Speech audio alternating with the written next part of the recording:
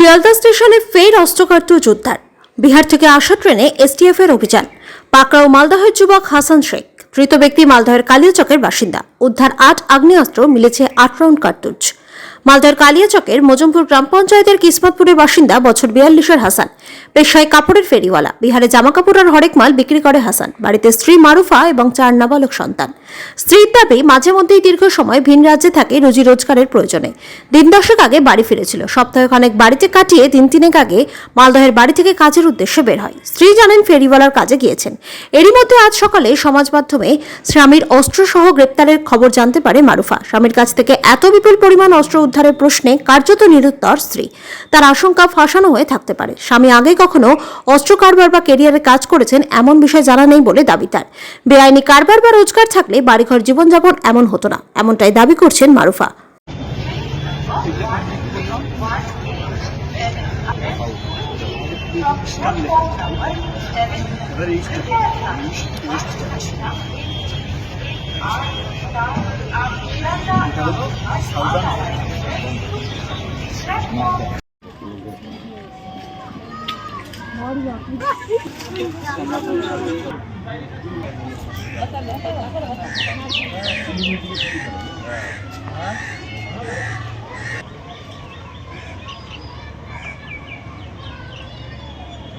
হাসান আমার দেওয়া লাগে, ও ফেরি কাম করে, এখানেও পরিচয় আছে, টকরি মকরি সবই আছে।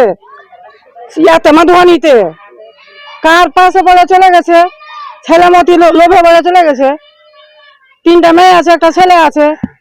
কাপড় সেল ফেরি করে মধুবনীতে। বাড়িতে 10 দিন হলো আসা।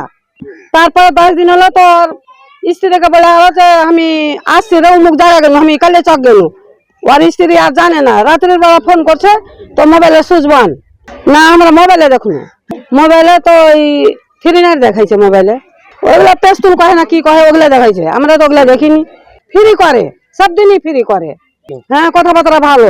ফ্রি করতো, আগে গ্রামেরই দোকানদারের সাথে যেত, এখন মজমপুরিয়ার ঘের সাথে যাইছে। মজমপুরিয়ার ঘের সাথে যাইছে, সব দিনই ফ্রি করে। হিসাবে চিন্তা সেরকম বাড়িতে বেশি থাকে না, ঠিক আছে। যেমন হাসান যেমন বললো আমাকে কি হাসান বলে কেউ অ্যারেস্ট হয়েছে, তো নামে আমরা চিন্তা করছি না, ডাক নামটা কি আছে, তো জাজ কিছু একটা আছে। কিন্তু জানি অনেকদিন থেকে ওই বিহার মধুবনীতে ফেরি করে, খেটে খায় আর কি। কিন্তু এক ঘটনা আজকে শুনতে পেলাম আপনাদের এ থেকে কে অ্যারেস্ট হয়েছে উনি। না, এর আগে কোনোদিন শুনতে পাইনি আমরা, না কোনোদিন পাইনি। এবার আপনারা দেখতে পাচ্ছেন বাড়িটা কিভাবে আছে। এর আগে তো আমরা কোনোদিন জানি না আর্মস কাজ করে, ধরা পড়েছে। এখন আমরা মনে করছি কি যে ওই আর্মসে কাজ করছে, পুলিশ প্রশাসন যে করবে ওটাই পুলিশ দেখবে ক্ষতি আর কি। হাসানের পাড়া হিসাবে পরিচিত স্যার, যেমন পাড়ার লোক জানাশোনা থাকে এরকমই চিনি। জানি কি হ্যাঁ ফেরি টেরি করে, বউ বাচ্চা নিয়ে খায়। ফেরি ওই প্লাস্টিকের মালগুলো যেগুলো লোকজন হরেক মাল বিক্রি করে, বদনা ঘামলা থালা এগুলো সব বাইরে স্যার, মধুবনী লাইন, বিহার মধুবনীতে থাকে। না স্যার, সেটা বলতে পারছি না স্যার।